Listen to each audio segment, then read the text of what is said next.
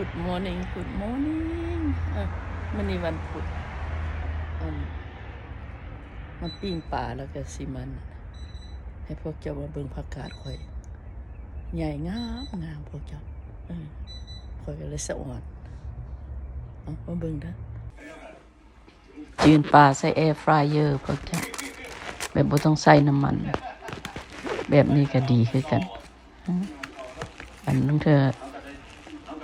กินจืดน้ำมันหลายแล้วมักเป็นนั้นเป็นวินหั่นน่ะพวกเจ้าเอาเฮ็ดใส่แอร์ฟรายเออร์จังซี่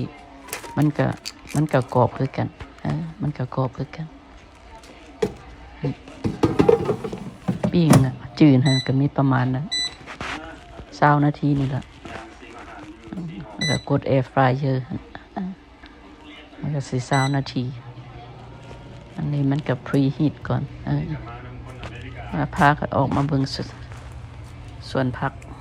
หอมป้อมกำลังงามยังบ่อยากเด็ดเทื่อนะพวกเจ้ายังบ่อยากเด็ดเทื่อ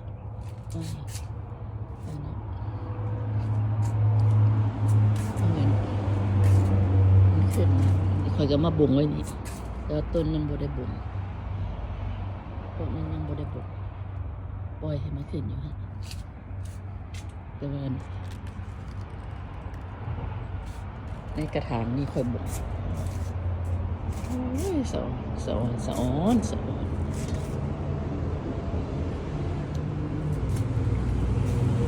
มันมี3ต้นมันต้นหนึ่งน้อยก็เลยลุกออกซะก็เลยเอาแต่2ต้นนี้ไว้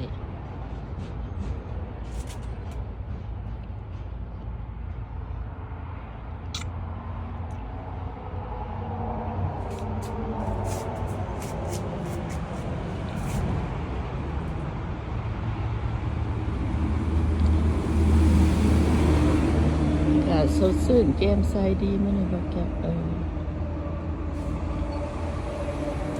บางบ้านข่อยก็พอได้ย่างไปย่างมาย่างออกกำลังกาย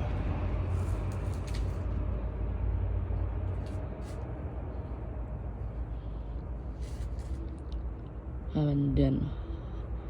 6เดือน7พุ่นแหละค่อยมันค่อยเสียนป่านปลาไปเลย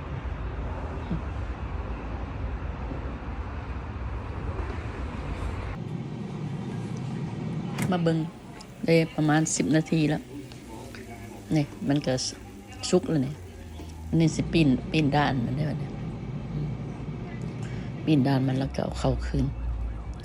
มาเบิ่งกันต้นกล้วยหน้าบ้านค่อยอันนี้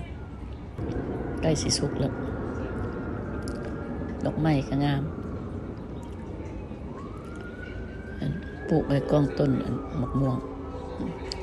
ค่อยสะออนมะม่วงค่อยปีนี้ก็สิจับหลายอยู่เพราะว่าขาลมมันบ่มาอีกเด้อเพราะว่าลมมาสุดแล้วนี่ก็ดอกหักไปหลายเติบอันนี้ก็ต้นมักนาวบ่มีแกน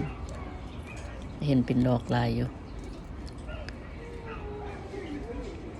พอได้เก็บอยู่เก็บกินพอเจาะปลูกบักไม้บักตอกปลูกผักปลูกมีเพราะบ่ได้ไปซื้อบ่ได้ออกเสียเวลาไปซื้อตลาดดอกไม้ก็งามมี2กอกอยู่หน้าบ้าน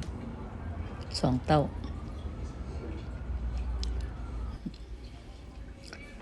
นี่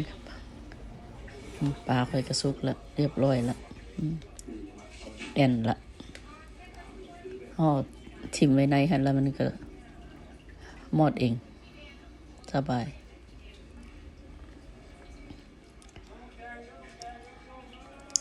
ขอบใจเด้อพวกเจ้าที่เข้ามาเบิ่งมาชมอย่าลืมติดตาม